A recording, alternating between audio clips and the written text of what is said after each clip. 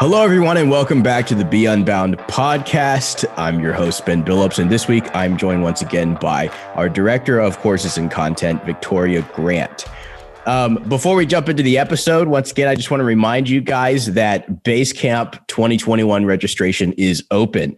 We'll be focusing on time, tasks, and relationships. We'll have some great content for you guys to consider and to learn how to become better in those areas of life, because time, tasks, and relationships impact everything. It impacts all areas of life. And that's the idea behind Basecamp, is to equip you guys and to give you tools to enhance life skills so that you can become better all around. So if you're interested in that, please visit beunbound.us/Basecamp. It's open to all students right now. And registration closes in a few weeks. So I would recommend looking sooner than later. Also, I would like to mention once again that if you guys know anyone who would be good for the program, who is a good fit for this community, somebody, maybe a friend, a family member who you believe belongs in this community, if you go to beunbound.us/refer, you can generate a unique referral link and send that to your friend so that they can apply for our program. And when you do, and if they enroll, then you actually will qualify for free registration to an event. You get free access to our Navigate course, both of which goes up to close to a $900 value that you get for free if somebody that you know enrolls. And then also the person that you refer gets $250 off of their enrollment, which is the best deal that we offer. So if you know somebody, definitely don't wait. Applications are closing on December 18th. For the spring. So go ahead and check that out at beunbound.us/refer. So something that you guys may not know that's a part of the new Ascend program is there's this element that, called teams. So Ascend students are put on a team, and each team has a team leader, which is they're appropriately called the Ascend team leader, or ATL for short.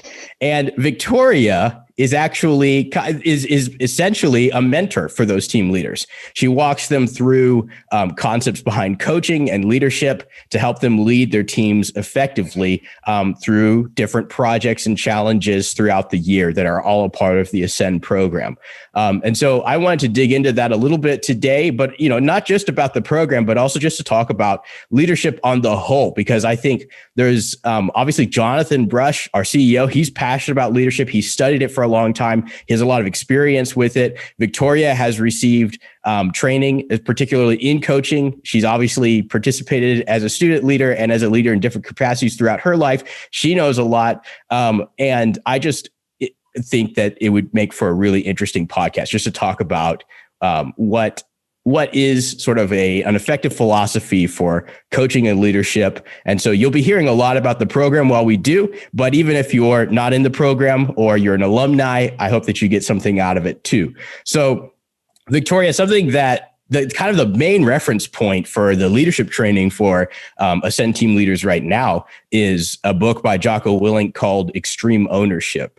So I think first, I'd just love to hear from you basically, what is extreme ownership? What's the concept? And why is it the foundation for the Ascend team leader training? Yeah, absolutely. That's a great question, Ben. Extreme ownership is actually, as a concept, something that I wasn't introduced to until college, but the principles behind it are something I grew up with in my family. So in a nutshell, extreme ownership is the concept of taking total responsibility for everything in life that is within your jurisdiction. It's not passing the buck. It's not making excuses. It's being willing to own everything you're responsible for, not only professionally, but also personally as well. So making sure that you have that standard across the board. And this is the foundation for our Ascend team leader training, because ultimately leaders who make a difference are leaders who, in the words of Jocko Willink, right, get after it, who are willing to consistently challenge themselves and their teams, who, like we said, don't pass the buck. They take the brunt when it hurts, hold themselves at least at, if not above, the standard that you're asking of those around you. Those are the leaders who make a difference. And so that's the training that we seek to implement in Ascend. Yeah. And something too, for anybody who's not familiar with Jocko, I highly recommend his work. I'm a big fan of it. Extreme Ownership is one of my favorite leadership books by far. He also has a great podcast, which is, it's difficult to find. You have to search Jocko podcast in order to find Jocko's podcast. So that's something that if you're curious, and in that, sometimes he'll do Q&As and things like that. And he'll expand on the concepts and talk about more specific applications. But in terms of leadership, I'm kind of a huge fan of this idea, which is essentially that the key to being a leader is taking responsibility. And that's something that Jocko knows very well. He's a former Navy SEAL. He used to develop Navy SEAL training, and now he's gone on to do, business consulting. He's built like supplement merchandising stores. He's created his own publishing company. He does a lot of stuff. And so he knows a thing or two about leadership. And so I've just been a big fan of it. But I'd be curious to hear from you, Victoria, in particular. What are some of the key principles of extreme ownership, and how have they impacted your life? Yeah, this is a great question. So I mentioned earlier, some of these are things that I grew up with in terms of the lessons. My dad was a chief warrant officer, and so he lived out a lot of this and kind of set the example there. A few big ones, at least for me, the concept of planning ahead, just the overall concept to start with of extreme ownership, the taking responsibility. As humans, we want excuses. Typically speaking, that's our default. Ownership is not. And sometimes it's really, really difficult, particularly as we move along into, greater professional positions. It's really difficult to accept and admit failure. But when we can own the failure, admit it first to ourselves and then to others, we then can grow. And we rob ourselves of that when we're too egotistical to admit that we don't have it together all of the time. And I think across the board, if you look at all of the leaders around us, there's just a cursory look turns up dozens and maybe hundreds of leaders who have been, in quote unquote magnified positions, maybe for lack of a better word. But when they stop growing, they stop learning, they stop checking the ego, which are all, different principles in that, then they trip, they stumble. And because of that magnified position, those mistakes are also magnified. So I think a big principle kind of exemplified throughout the book is you can't ever think you've arrived. So those are some big ones. Leading up and down the chain of command is another one that is discussed in this book, where the people you lead don't just have the knowledge, but also the culture to be able to lead up the chain as well as down and share perspectives and insights that, that the leaders may not have. And so that's something that we really seek to implement in the teams as well, is that it's very open to lead up as well, because they see things that I will not see and they'll have perspectives I won't have. And I need that as well. And then I guess at the end of the day, when there are successes, they're your teams, right? You pass them on. And when there are failures, the buck stops with you. You take responsibility for those. And across the board, just don't ever stop growing. The day we think we've arrived as leaders is the day we start falling. So just owning that process for your life and then applying that to those that you lead as well should make a powerful difference. Absolutely. And I think the reason why that's so hard is because when you have people working for you or they're under your management, and you're trying to accomplish a common goal and mistakes are made, or there's, a big failure. It's easy to place blame because somebody specifically did that and it may not have been you, right? But those people were under your management. Mm-hmm. And so it's easy to say, well, Brad screwed up, right?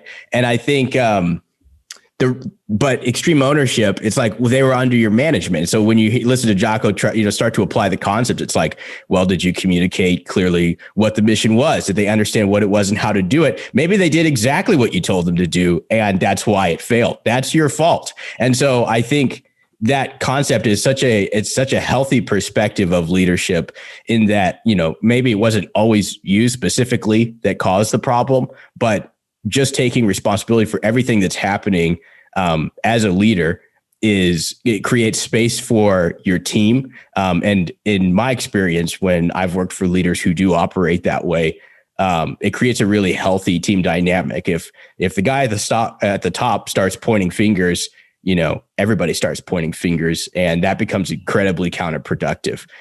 So there's just a myriad of applications for that idea. And but anyway, just even in my personal experience, I've had managers who who would place blame. I've had managers who would take responsibility. It makes a big, big difference. And I think it's interesting when you work for somebody like that, and then you're in that position and you realize how difficult it is to actually do that.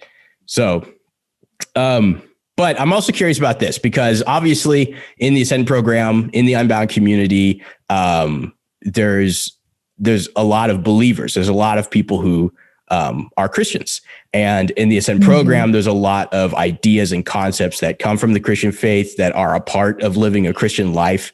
And so, here's this, incredibly competent military Navy SEAL guy who is both politically and religiously ambiguous on purpose, likely for his public image.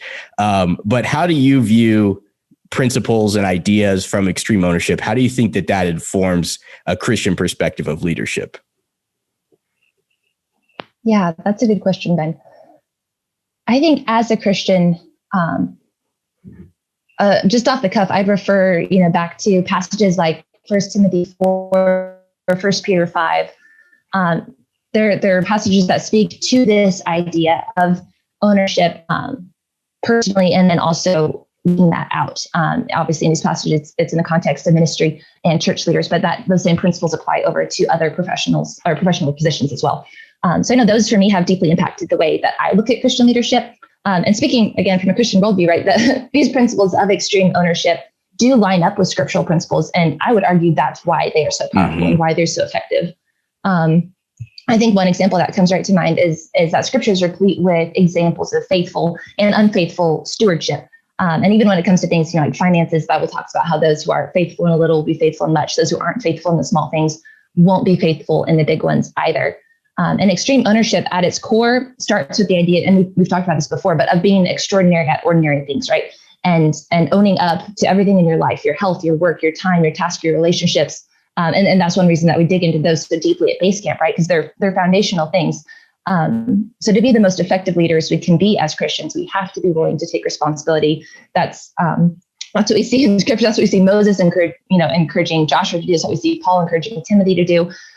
So I think those principles do line up very well with scriptural principles.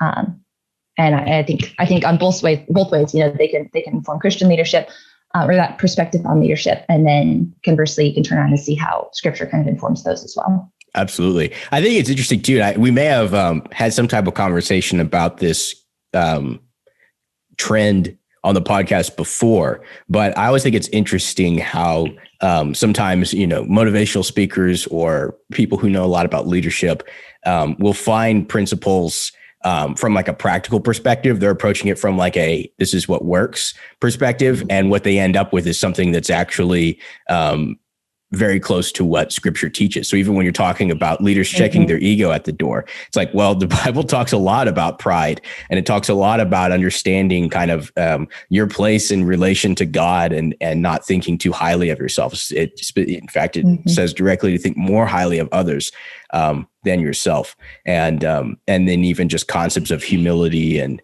everything, like all of those things benefiting leadership. There's a lot of ways that relates directly back to scripture, just like you were talking about. And so I'm kind of curious. So we're a couple months into our first round of Ascend students. We've got our first class in. They've been doing their thing for a little while, and you've been participating in the training. And so how have you seen these ideas impact our current Ascend team leaders? Yeah. Man, I really respect our current leaders, and I feel like I can brag on them a little bit. This is, this training is itself new, although it builds on the leadership courses that we've taken. It builds on a lot of what we've talked about in Unbound, over previous years. But the training program itself, is new as of this semester. So our leaders have just jumped in with both feet. They've been able to kind of own that process. They're owning their teams. We meet once a month.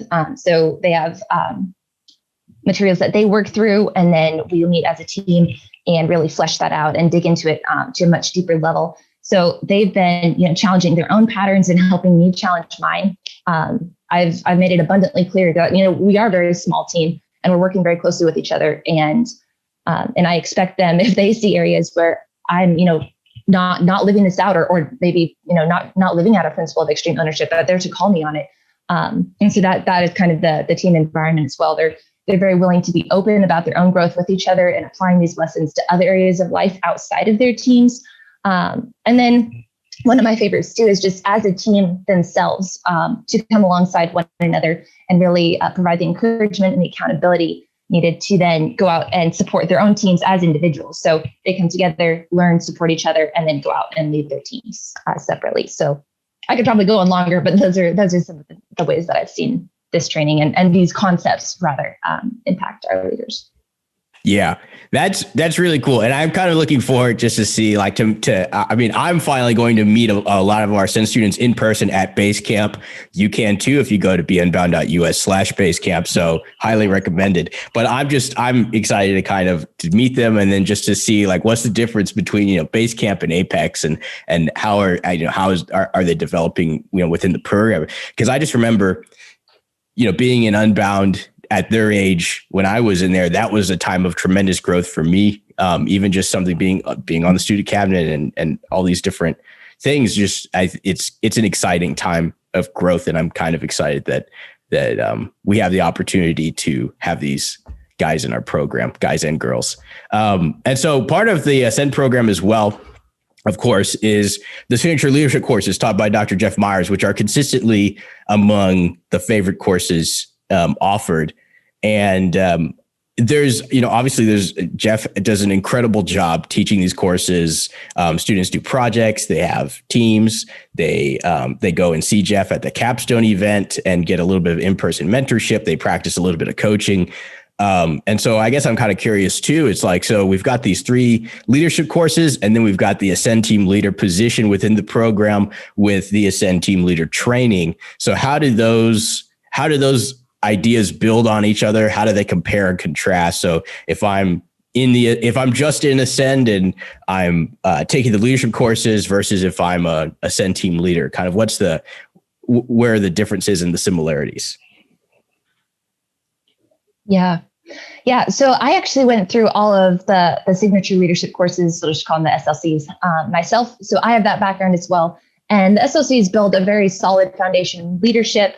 And then particularly the third course, the leadership learning and execution. That one provides in particular a solid introduction to coaching and mentoring, as well as obviously continuing in the leadership foundation as well.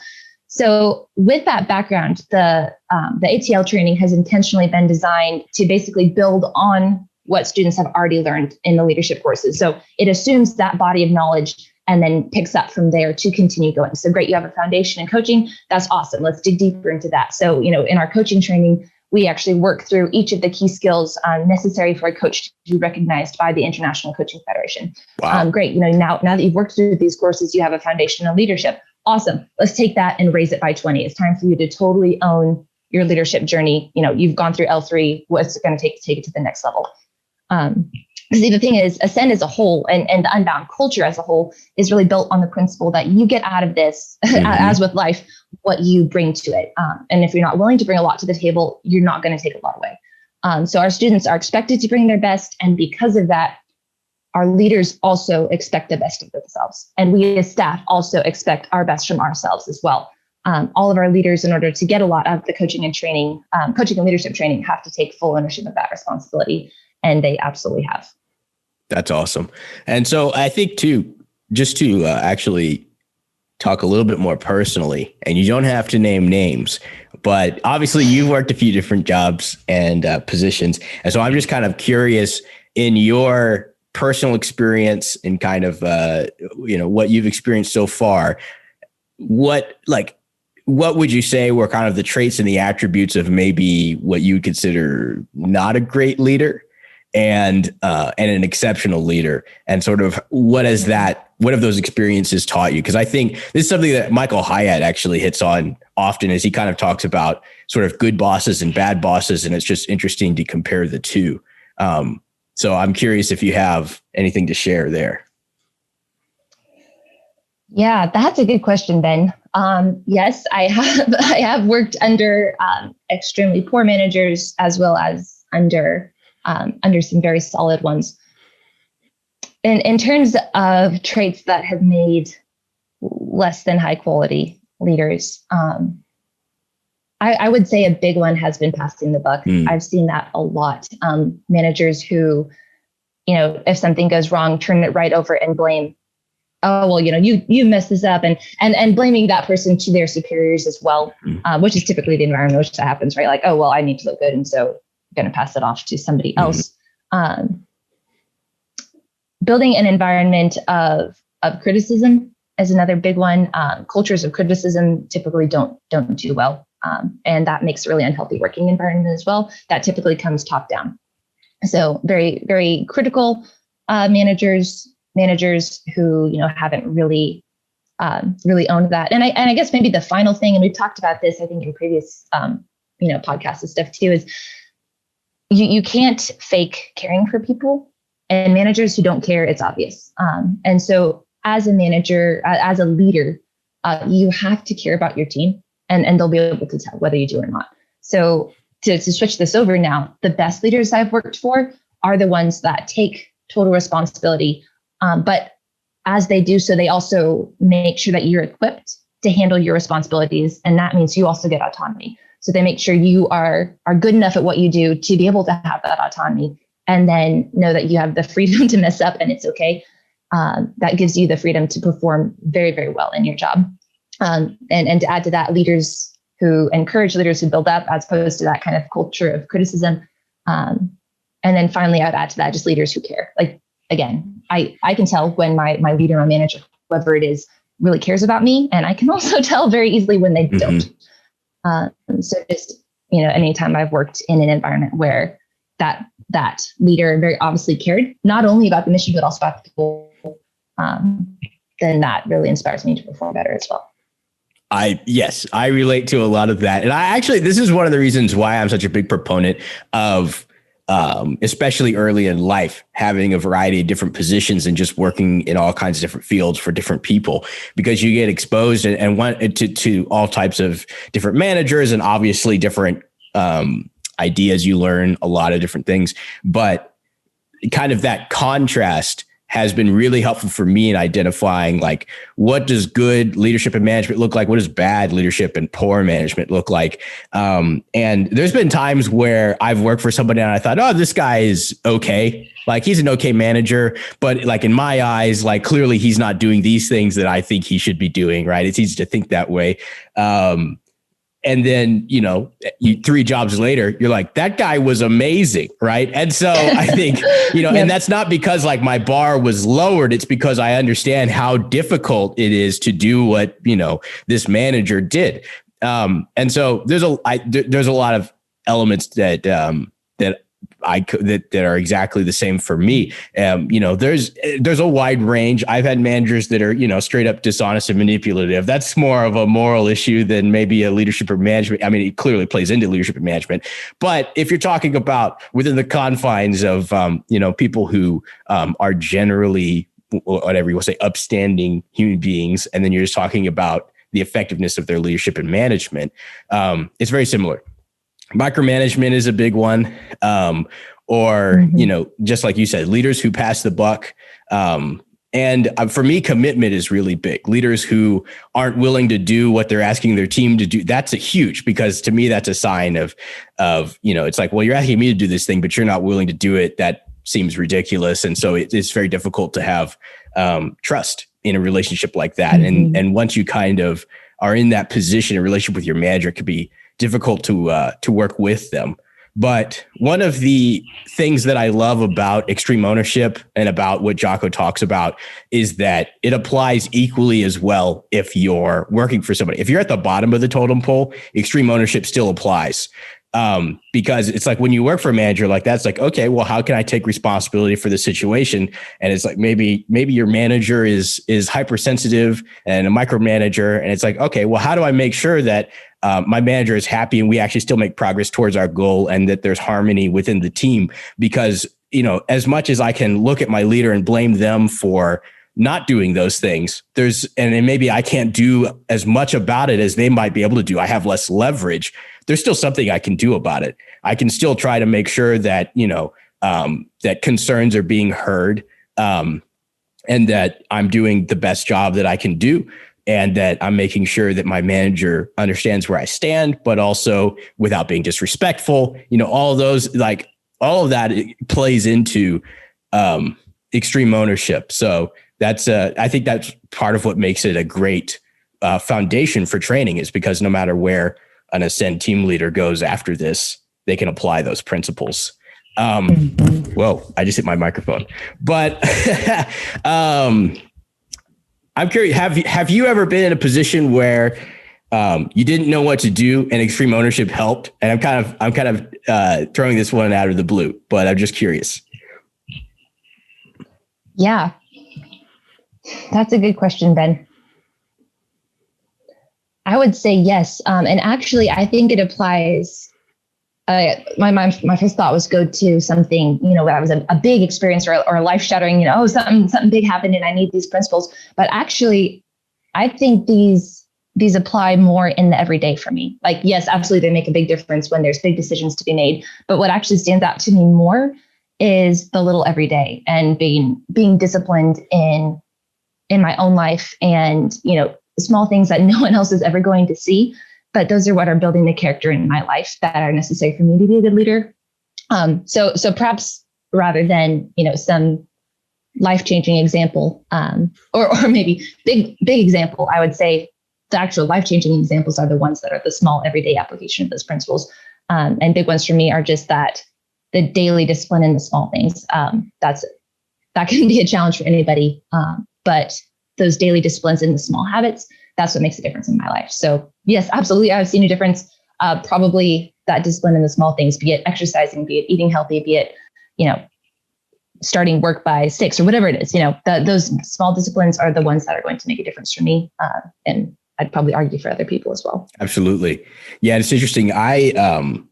One specific example comes to mind where I was in a startup environment, and I had kind of done everything that I could to try to convince management and the person in charge of our product that we needed to make some changes to our product in order to become more successful. And ultimately what happened from that is the product manager wasn't interested in making any changes, and management wasn't going to push him on it. And it was I remember like psychologically kind of being at this crossroads where it was like, well, I could just decide that like, clearly we're not going to solve this problem, and I could not care, right? I could just kind of like not really care about my job, maybe find something else or quit, or just kind of like mail it in every day. Or I could just try to see, what are things that I could do on my end to improve basically the marketing on what I considered to be a poor product. And so I spent the next several months focusing on really dialing it in, doing everything I possibly could, and actually made way more progress than I thought I would. And so for me, that was just a huge lesson in which is, again, it's kind of it's that foundational idea behind extreme ownership, which is what do I have control over, and how could I continue to contribute to the team as much as I can? I can't change management. I'm not a position of authority to fire our product manager, right? And so it's like, well, what can I do? It's like, I can focus on making this as good as it possibly can be. And the result was reaching a level of performance in sales and marketing that I didn't think was possible apart from changing the product. Which that made me a better marketer. It made me a more humble manager, made me a better team player. Right. And so there was just a multitude of lessons embedded into that. And, this was after I had read Extreme Ownership. And I just kind of remember, it wasn't a WWJD, what would Jocko do? But it was definitely a moment that was informed by hearing Jocko talk about those principles and thinking about extreme ownership and looking for applications. So, yeah. But wow, that's awesome. Yeah. So I really appreciate this, Victoria. I think it was interesting. I hope that our listeners found it interesting. And once again, guys, if you're interested in going to Basecamp and learning more about mastering life skills, it's a life skills intensive. You can go to beunbound.us/Basecamp to learn more about what's going to be at the event. You can see pricing and everything there. And also, if you know anybody who would be a good fit for our community, you can go to beunbound.us/refer to get your unique referral link. so that we can make sure to let you know if somebody that you refer enrolls. We'll make sure that you get your prize when you have your friend or family member apply with that link. So you can go to beunbound.us/refer to find that. I really appreciate you guys listening, and we will catch you next time.